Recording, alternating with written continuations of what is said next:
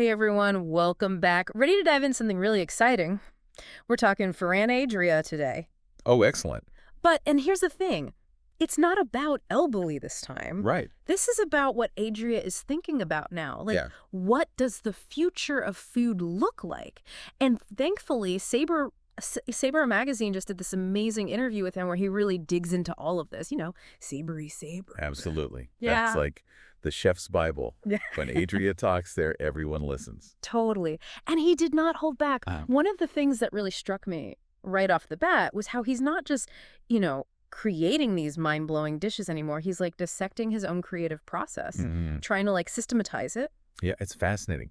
He's taking everything he learned at Evolution, this whole idea of deconstructing food. Right. And he's applying it to creativity itself, developing this whole system, the Sapiens methodology, I think he calls it. Exactly. And he's saying this isn't just for chefs. This is for anyone who wants to be more creative. But he also says something really interesting. He's like, look, not every restaurant needs to be out there, reinventing the wheel every night, He's like, focus on quality, strong management, be open to change. It's almost like he's saying back to basics. Which is kind of ironic coming from the guy who blew up the basics, right? Right. And that's what makes it so interesting because then he says this thing that just stuck with me. He goes, there's been more culinary technique creation in the past 15 years than in the previous century. Okay, so much new stuff. But what new paths are being forged? Is it just new for news sake or is it truly groundbreaking? Yeah. He even has a rating system. He talks about a 9.5 level of creativity. Oh, really? It's not just a new technique. It's like a whole new way of thinking about food, a new path. And it's really interesting. He actually points to a place where he sees those new paths being forged. Like Thailand? Thailand. Okay. Yeah. Not where you'd think, right? When you think cutting edge, hot cuisine. Right. But he's like, there's something special happening there. This really cool mix of tradition and this real drive to innovate. Yeah, I mean, you have chefs like Gagan and Anand there. Exactly. Really pushing the boundaries of Indian cuisine, but with these incredible Thai influences. Pachayas and Tornyanaki. I mean, talk about elevating traditional Thai food. But the thing is, it's not just Adrià saying this, right?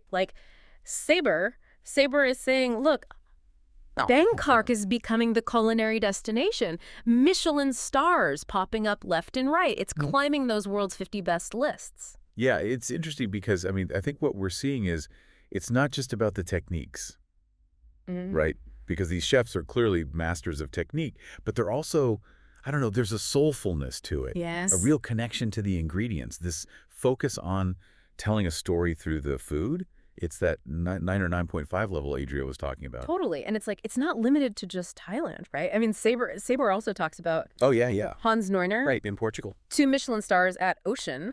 Yeah. And he's doing this amazing Asian-influenced cuisine, but with all Portuguese ingredients. That's great. And, it's funny because even though the cuisines are so different, right? Thailand, Portugal, what Neuner's doing, there are these common threads, this deep respect for the ingredient, this commitment to sourcing locally. Absolutely. And that storytelling element. Yeah, it's like they're creating these immersive experiences.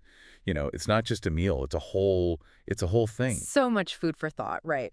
But let's bring it back down to earth for a second. What does this all mean for those of us who, aren't jet setting off to Bangkok or Lisbon for our next meal? Right. What can we actually do with this? Well, I think Adrià kind of gave us a roadmap, right? It's not about chasing the next big thing, the most Instagrammable dish. It's about remembering what really matters. Quality, Finding those places that are truly dedicated to sourcing the best ingredients, putting that love and care into the preparation. It might be a classic dish, but when it's done that well, it's magical. Absolutely. And I think the other thing is, don't be afraid to ask questions. When you go out to eat, yes, talk to your server. Duh. Where's this food coming from? Yeah. What's the story behind it? Most chefs, they love to talk about this stuff. Oh, totally. Yeah. And it just makes the whole experience that much richer, right? Exactly. It's you're not just tasting the food, Yeah. You're tasting the passion, the history behind it. It's a whole other level of enjoyment. And you know what? Sometimes that story might lead you to try something totally new, something outside your comfort zone. Absolutely. And you know what? That's how you discover those hidden gems, right? Yeah. Exactly. And I think ultimately that's what Adria is getting at, this idea of being more mindful about our food, more curious, more open to new experiences. And I love that. Me too. Because it's not just about the food itself, it's about what the food represents, you know? The connection to culture, to history, to creativity. It's a whole movement. It's pretty inspiring. It is. And, you know, he might be onto something with this Thailand thing. Keep your eyes peeled. I think we're going to see some amazing things coming out of there.